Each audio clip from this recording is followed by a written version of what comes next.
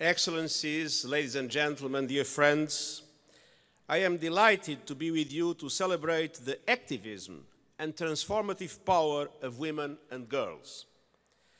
We are at a pivotal moment for women's rights. For decades, women have been calling for the equality that is their right, and today they are shaking the pillars of patriarchy.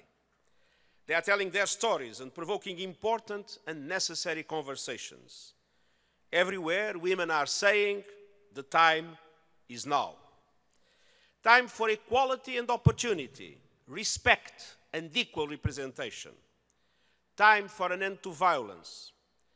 Around the world, women and girls are calling out the abusive behavior and discriminatory attitudes that face everywhere and all the time. They are insisting on lasting change. That is what women and girls want, and that is what I want. And it is what every sensible man and boy should want.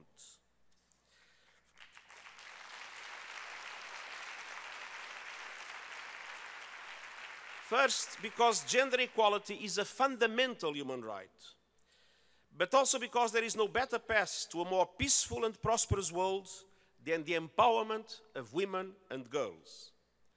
Power is at the heart of the matter, as we still live in a male-dominated world with a male-dominated culture. And until power is fairly shared, the world will remain out of balance. Gender inequality, discrimination, and violence against women harm us all. And there is overwhelming evidence that investing in women is the most effective way to lift communities, companies, and countries. Women's participation makes peace agreements stronger, societies more resilient, and economies more vigorous. And that is why the empowerment of women and girls is at the heart of the 2030 Agenda for Sustainable Development. Gender equality is one unfinished business of our time, and so the time is now to change it. We have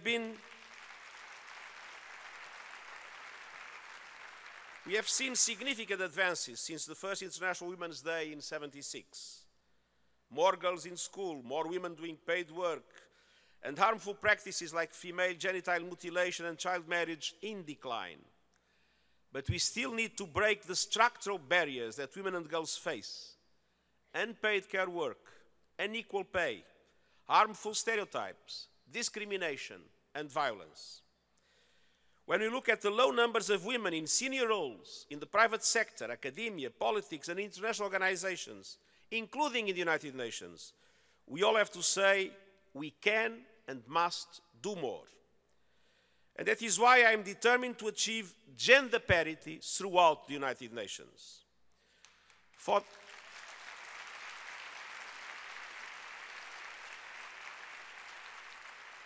the first time ever, we have now parity in the organization's Senior Management Committee, the top level of this organization. And we are very close to reach it in relation to the leaders of UN country teams around the world. I expect to reach this objective at least in April, hopefully still this month. I am determined to maintain this momentum, and I'm totally committed also to zero tolerance in sexual harassment. We are improving reporting and accountability, trying to reestablish confidence, and we have empowered people with experience or witness harassment to come forward and to seek justice. These are the kinds of actions we need in every sector. All around the world, we need to listen to the women and girls who are rightly proclaiming their rights. We must join together as partners, women and girls, men and boys, to make gender equality a reality for all. Our aspirations for a world of peace, prosperity, dignity, and opportunity for all depend on it. So, in this International Women's Day, let us demand gender equality and women's empowerment together. Let us declare loud and clear, the time is now. Thank you.